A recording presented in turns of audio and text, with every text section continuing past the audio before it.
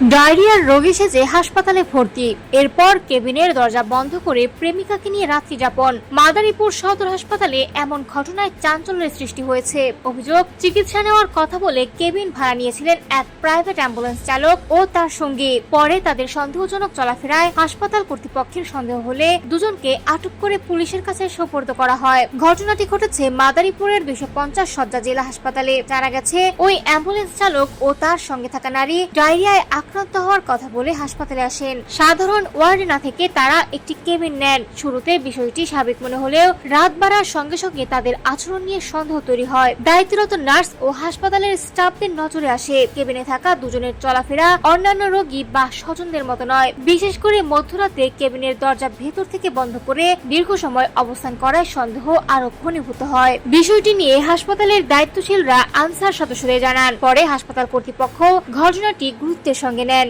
এক পর্যায়ে পুলিশকে খবর দেওয়া হলে পুলিশ হাসপাতালে এসে কেবিনে থাকা ওই দুই ব্যক্তিকে আটক করে। হাসপাতাল সূত্রে জানা গেছে, আটক ব্যক্তি পেশায় একজন প্রাইভেট অ্যাম্বুলেন্স চালক। তার সঙ্গে থাকা নারীকে তার প্রেমিকা বলেই জানা গেছে।